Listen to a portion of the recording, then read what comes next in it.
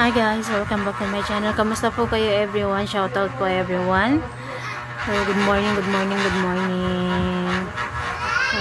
Ako na lang mag-isa dito guys. Dahil si Aren, kakalabas lang talaga ni Aren, papasok na sila sa school. Sinama, yung pamangkin ko na yung naghatid guys. Dalawang pamangkin ko yung naghatid. Tapos, hindi na kasi pwede yung mama doon eh. Ay, hindi gagaya nung dati na basta yun din kasi yung sabi ng teacher ni na Aren na sa unang 1 week pwede ka pa doon sa loob magbantay, pero sa second week na is hindi ka na pwede doon, hindi na pwedeng mga mama magbantay doon sa loob. Kung dati yung school ni na Aren nakaano lang, tapos dito pwede kami mag-stay doon sa may palaruan din dito na side, pwede kami mag-stay, pero ngayon is hindi na talaga siya pwede. Kung gusto mo magbantay man or doon ka, is doon ka na lang talaga sa labas, sa tabi ng doon ka na lang talaga sa tabi ng kalsada mag-upo ba. Kung ayaw mong iwan yung bata doon, kung naano ka, na-worried ka ganun, pwede ka mag-stay doon, basta sa labas, sa pinakalabas na lang talaga. Pero ako naman kasi, si Ari naman kasi, hindi siya umiiyak dito. Hindi talaga, malaki talaga yung pinagkaibahan dito ni Ari at saka yung kay doon sa Nepal guys, sa totoo lang. Kasi kung doon sa Nepal is na natatakot sila, umiiyak sila na iwanan ko. Si Aren, oo guys, natatakot talaga siya doon na iwanan ko. Minsan hindi siya umiiyak, pero madalas siya na umiiyak doon sa school pag tuwing pasok na. Ako, madalas umiiyak si Aren. So, si Ayman naman din, nasanay na rin si Ayman doon na hindi na rin siya umiiyak. Pero pagkatapos nung pinalo siya nung pag doon talaga ako sa teacher doon ba sa Nepal. Nung nakipagsagutan talaga ako doon. Simula naman nun, hindi naman na nila sinasaktan si Ayman, hindi na nila pinapalo yung ganun. Pero dito talaga nag-i-enjoy talaga yung mga bata dito, sa totoo lang guys. Ngayon is buwan ng wika ngayon. Kina Ayman. So sa Ayman hindi ko talaga isasali sana kasi wala siyang damit guys. Wala siya nung pang buwan ng wika, wala siya. Wala din siya ng sombrero. So dahil sabi naman ng teacher is may naman daw, pwede naman daw kahit panyo lang. Yung panyo na ilagay dito ba? Saka sa nilas. Mamaya na mga alauna pa magsisimula. So siguro pupunta ako doon mamaya alauna. So sana mabilis matapos at saka para makapaghanda rin ako ng lulutuin ko. Para makapagbili muna ako ng saging. Bili muna ako ng saging. Hello po. Shoutout ko nga po pala si Ate Yam. Shoutout po ate. Thank you po sa sponsor ni Ate Yam. Nagbigay po siya sa amin noong isang araw. Thank you po ma'am. Kung sino man po kayo, thank you so much po. Dinagdag ko na ho yun. Bumili ako ng siomay na apat na plastic. Siomay na lang yung inaano ko, siomay at saka saging. Kasi yun na lang yung pinaka mabenta dito. Yung mabenta talaga sa amin dito yung siomay at saka saging. Yung banana cube Pero ngayon, nung una kasi sinubukan ko talaga kasi madami akong klase na sinubukan nung kailan yun? Yung last week malata yun. Nag-try ako ng cheese stick. Nag-try din ako ng kikiam. Tapos ano pa ba yun? French fries. Yung french fries, okay din naman siya. Patok siya sa mga bata, no? Pero hindi na ako bumili nun. Yung inano ko lang talaga yung siomay at saging. Kahapon naman kahapon ko lang binili yung binigay sa akin ni ma'am. So thank you so much po ulit ma'am sa sponsor ni Ate Yam. Thank you te. Kahapon lang ako bumili. Pumunta ako ng palengke kahapon. Hotdog din po pala guys, sorry. Pumunta ako ng palengke kahapon. Wala naman yung saging. Sarado yung binibilhan ko ng saging. Kaya bumalik na naman ako. Bumili ako siguro ngayon meron naman siguro open na siguro sila ngayon So sana nga open na sila ngayon para mamayang hapon makapagluto ako. Ano pala guys, hotdog. Ano yun, corn dog, manatatawag nila dito sa kanila Yung hotdog na binalutan ko, inanuhan ko ng itlog, din inanuhan ko ng harina. Saka nilagyan ko ng konting breadcrumbs. Sarap siya. Sa isang piraso is 10 pesos yung benta ko. Yung siomai naman, pag prito is 6, pag steam is 5. Yun na yung benta ko ngayon dito guys, kasi dati may nagbebenta dito sa amin, yung pamangkin ko din. Ganun kasi yung bentahan niya kaya na lang din ako, umikot na lang din ako sa price nila. Although okay naman din. So, yun.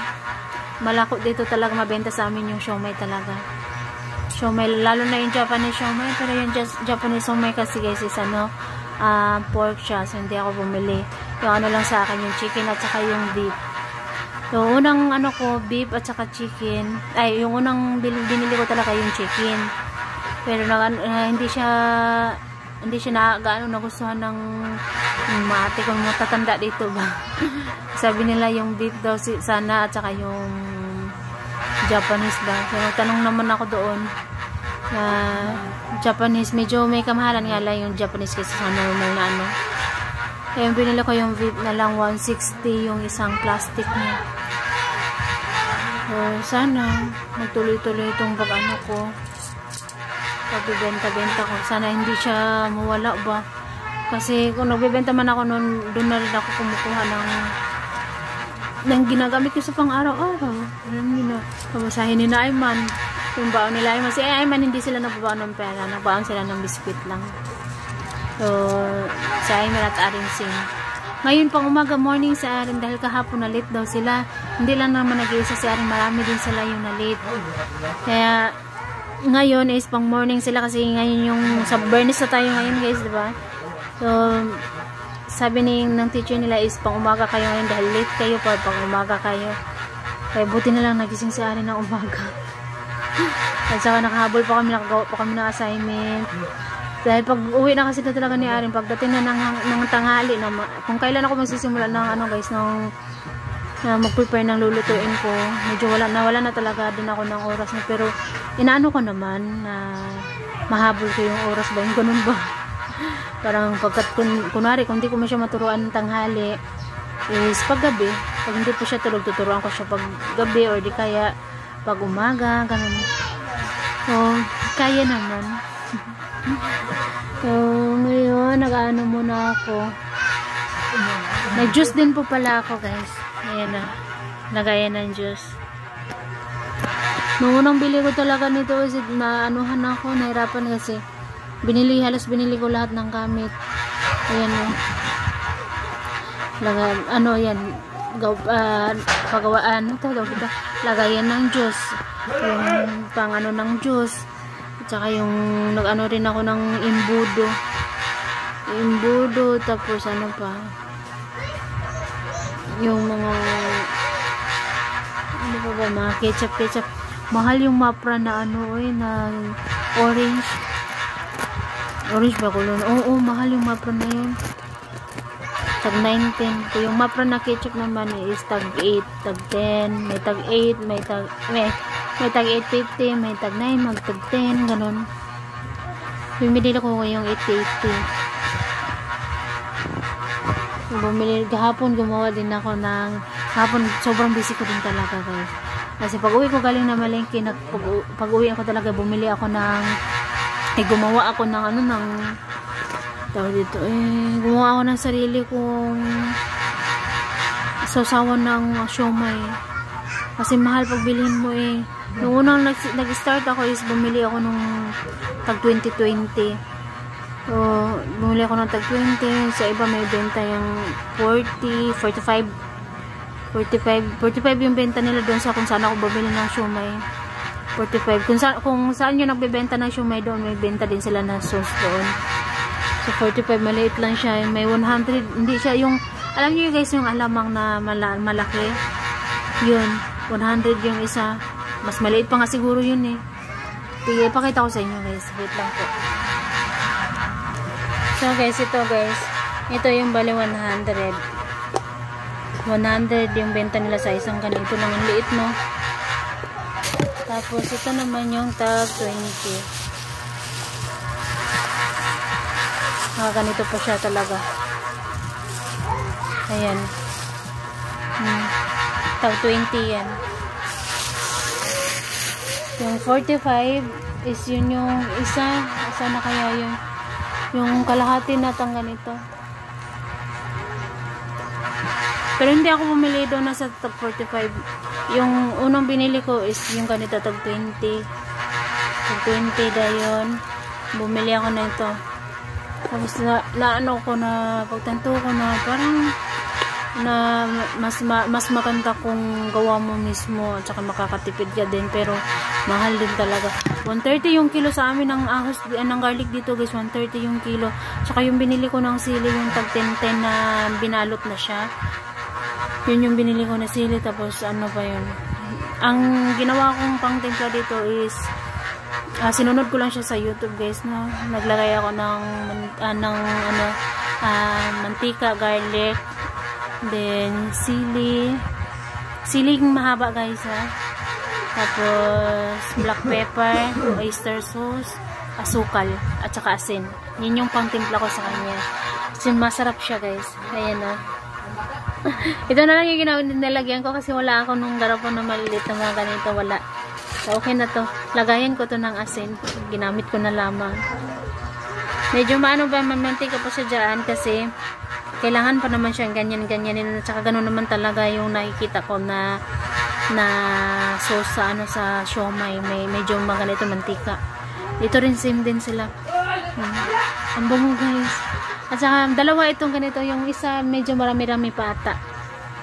Yung lagayan ng stick mahap siya. So, andun siya. Hindi ko pa siya kahapon nag-ano ako. Bumili kasi ako kahapon ng ganito ng dalawa. Kasi baka matagalan akong paggawa nito. Baka bumili ako nito. Baka kasi may bibili na ng siomai. Ganun ba. So,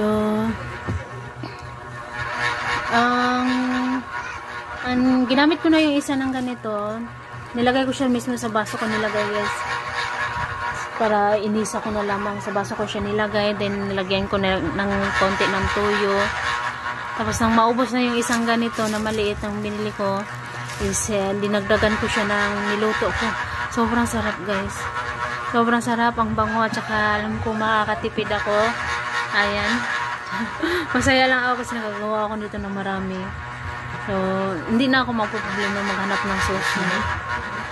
So sana guys, sana, I hope, I pray na mas marami pa akong mabibili na siomai.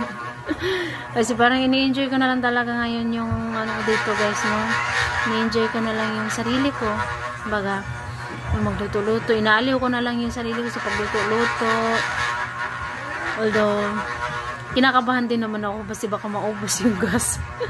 No, sa gas kasi ako nagluluto kasi wala kaming kahoy. Sa gas wala ako nagluluto. So, sana hindi mo na siya maubos. Kasi kunwari ngayon nagbibenta ako kung magkano yung kita ko ng isang araw, naka 1.5 ako, pero hindi naman siya naubos. So binili ko rin naman ulit. Parang pag magkano yung kita ko ngayong araw na to, pupunta agad ako ng palengke para bibili ako ulit. Para ganun ba? Para hindi ako maubusan.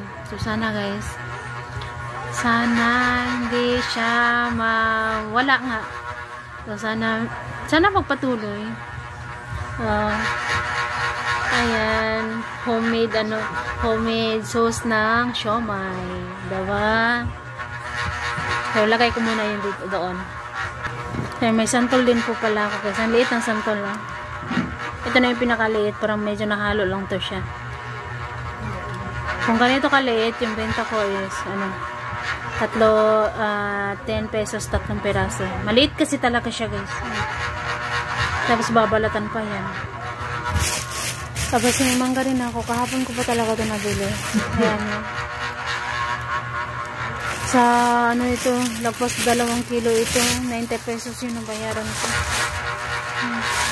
Dahil sabi nila, mas gusto nila yung mangga dito. Kaya bumili ako ng mangga. Tapos hindi naman nalako. Ayan o. Hilaw siya. Hindi ko alam kung pwede ba siyang hatiin na ganyan or may buto ba siya. Buto ba yun? May liso ba siya sa loob? Di ko alam. Naglaway naman ako. Natuloy. So, yun guys. Kaya abala ako ngayon talaga. Abala ako sa luto ng siomai. Dito lang talaga ako sa bahay. Dito sa bahay, palengke. Ganun lang. Minsan si Ayman, pag may ano ako, magpahinga muna ako saglit pag alis ni Ayman. Ngayon lang kasi talaga nag-morning sa akin, no? Pahinga ako saglit, tulog ako saglit, tapos sunduin ko na si Ayman. Minsan kung sino man yung pumunta doon sa school, sasabay ko na lamang, makikisuyo ako, ganun ba? Madalas talaga isinusundo ko rin talaga. Kasi 10:40 yung out ng tapos ng klase ni Ayman. Tapos yung ate ko naman 11 pupunta na siya doon. So kaya minsan inaano ko na sa ate ko. Palit-palit lang kami baga ba. So yun guys. Si Arjo wala dito, sinama ng pamangkin ko sa paghatid kay Arin. Hanggang dito na lang muna guys dahil mag-ano muna ako. Hugasan ko muna yung lagayan ng juice. Gusto ko yung bumili ng juice na chocolate. Ang mahal man oy. Yung malaki 100 plus. Yung ito kasi 100 plus din naman siya yung mango juice. Pero may ano na siya, may pre na asukal na ba. Gusto kong bumili ng iba-ibang klase ba. At saka lalo na bukas no Sabado. Pero ngayon is wala pa akong ano. Ilan lang yung kita ko, naka 400 pa ata ako ngayon. So mamayang hapon pa ako mamayang hapon pa ito madadagdagan or gabi. Kaya hindi muna ako makapamalingki. Kung madadagdagan man siya o mamalingki tayo agad, diba? So sana para makabili din ako ng saging. So wala kasing tao dito sa amin ngayon. Bukas kasi Sabado, andito lahat yung mga bata. Saka lalo na kapag kalinggo, minsan may nagiinuman dito sa amin. So, ang lakas ng titik ng dibdib ko. Ang lakas ng ganun pa ng kabuk. So, yun guys. So, dito na lang muna. Ganito na lang muna. Maraming salamat po everyone. God bless us all. Ate Yam, thank you po ulit. Thank you po ma'am. Thank you so much po sa blessings. Naka-stack ako ng 4 na siomai. Thank you po. So, andito na lang muna guys. God bless us all. Bye bye po everyone. Bye bye.